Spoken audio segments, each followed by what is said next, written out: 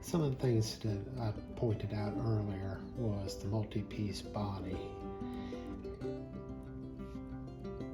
It became a little bit of an issue from the way I normally put a model together, so I went ahead and I taped and cemented the pieces in place.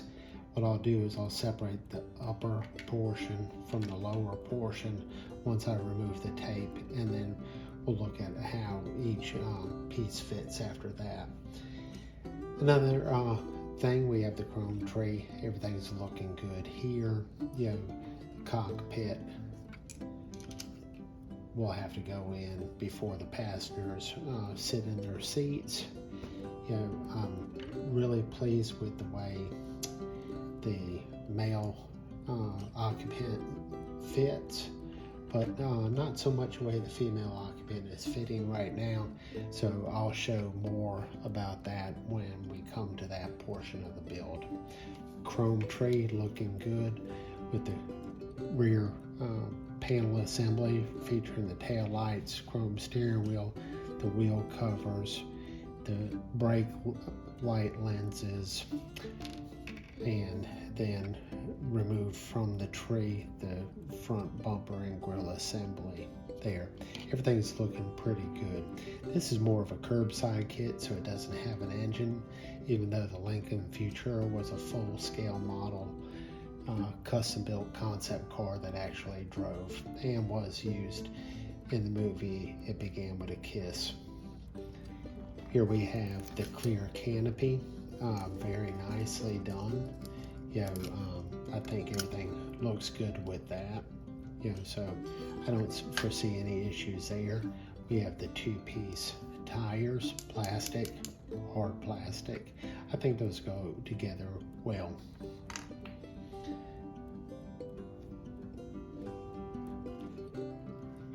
Okay, so here we are. I'm unwrapping the masking tape off the vehicle. Let me see if I can get that male driver out of there. He seems to be going for quite a ride. I hope he said his prayers before he got in the driver's seat. Yeah, there's a good chance he could get pulled over if he's driving with his feet up in the air. You know how law enforcement can be, even back in the 50s. You know, they wouldn't take kindly to people being under the influence. So again, what I've done here is I've taped the body together, you know, trying to hold the multiple pieces together and making it a little easier when I get to the paint process. Tape's being kind of tough. That I will have a seamless, well, maybe not seamless, might not be the word, but a uniform coat of paint across the entire model. I want to have all the pieces. I don't want to paint them and then try to glue, whether it's modeling cement or contact cement or any other super glue, anything like that, trying to worry about putting all the pieces together and getting them set well. So I use regular Tesser's model cement and glue the pieces, tape them in place, so hopefully I can separate the upper and lower portions of the body when everything's said and done here. So the moment of truth, we'll know here in just a second if my idea has worked out well. So far so good. Doesn't seem like it wants to come apart on this side. Okay, got a little model cement in there. Let's see if we can kind of work those pieces together and apart, back and forth. I think we'll be okay. All right. Well, that worked out well. So I've separated the upper and lower body, and I'll be able to go ahead and continue to put together the body and get it painted all in one color. Yeah, I'll still have the headlight assemblies to put in and the skirt area below the headlights to look at. But let's go back to what I was speaking about earlier in the video. I was pleased with the way the male occupant fit. He sits down comfortably, it looks like, in his seat. He has his hand on the console. But when you sit the female in, she's looking completely the other way. And I don't know about you, but if I was out on a date in such a nice vehicle with my wife, I would sure like her to have her attention focus on me, and not just gazing around.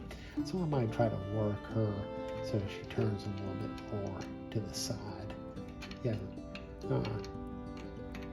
where they can share a moment in this fabulous looking Lincoln Futura. Okay.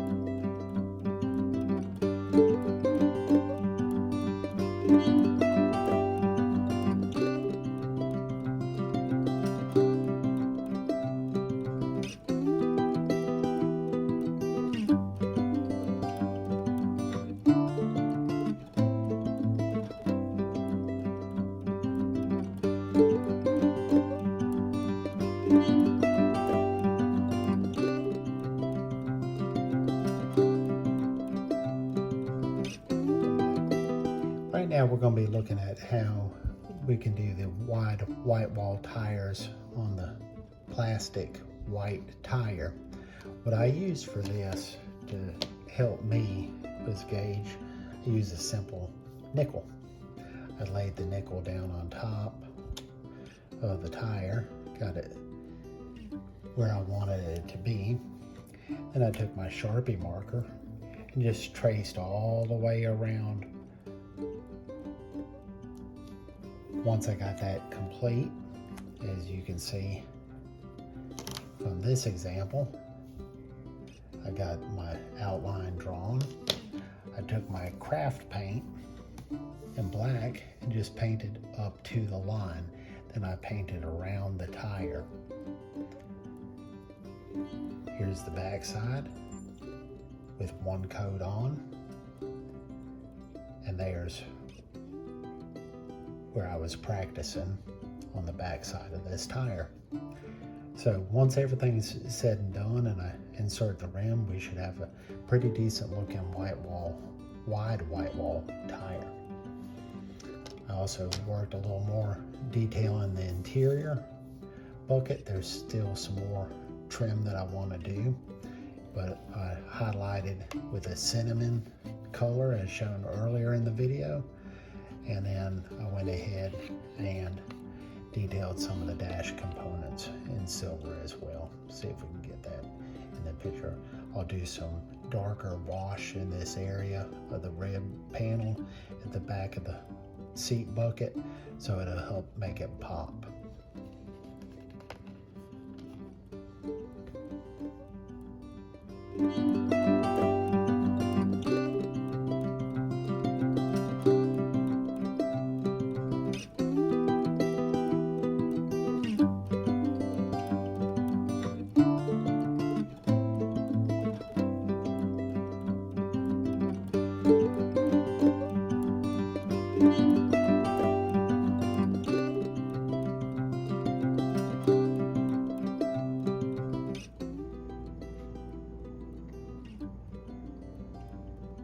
Here's a side view of the passenger compartment showing the passengers, and the moldings, really set off the side view of the car.